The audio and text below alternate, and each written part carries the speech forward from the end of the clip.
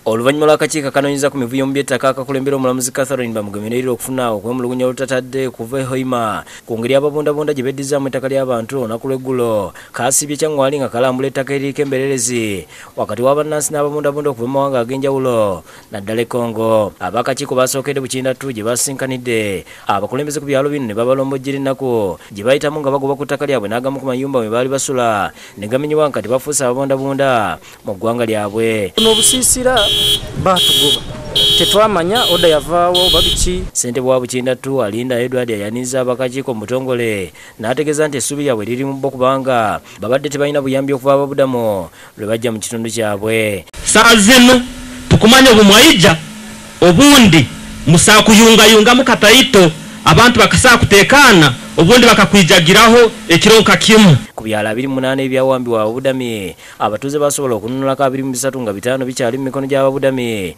wabula nga bagamba nti ettaka erisinga abakozi mu gavumenti nga bakulembeddwa amakulira okuteekerateekera ababudami okuva mu yafeesi ya Prime Minister Charles Bafaki baalitwala ne bakolerako ebyabwe nga bagamba nti ababudami ng'omwogezi w'ekyalo kino Muheereza Twesigye bw'annyonnyola.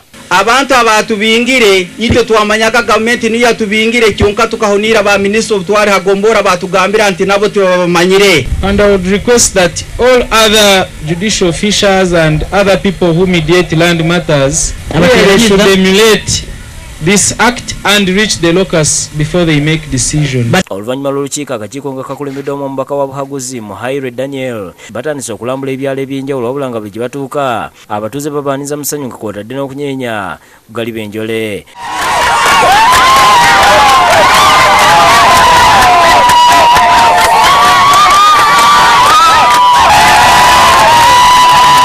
Singa bagamba nti bakusaze ku mutima ne balaba essanyu ly'olinako alaali tuli mu ssanyu. Ettaka ku kyalo kino Bafaki yaliddiza era nga abatuuze okuba kwe balimira bamala kumusasula nsimbi ng'awamu yateekawo n'abasirikale abakuuma. Urundi kukorayo kugira ngo bampe ka muhogo kakali mu itaka ryanje kugira ngo mbona kunotekera abana. Ab'akakiiko okubadde Frederick Ruhindi ne Joyce Gunze Habasa bawabudde nti abantu bano basaanye baddizibwe ettaka lyabwe bunnambiro kubanga okusinziira ku bipimo kampu eno kweyina okubeera tebikwatagana na biri ku ground. I think this is a matter where we should even make a decision now because even if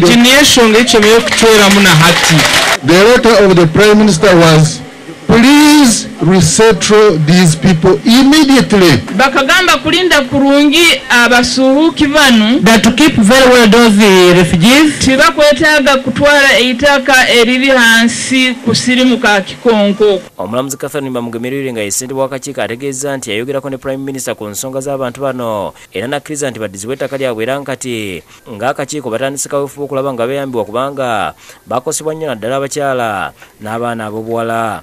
And he says people must be resettled and permanently. He said it is not going to be. Hallelujah. He said we need to work out the things on Monday, but maybe we need to talk to the surveyor as soon as possible. Olunaku lw'eggulo akakiiko lwe kakomereza okukunganya obujulizi nga kasinziira e Hoima. Ismail Nsubuga yakusakidde Green ku Bukedde TV.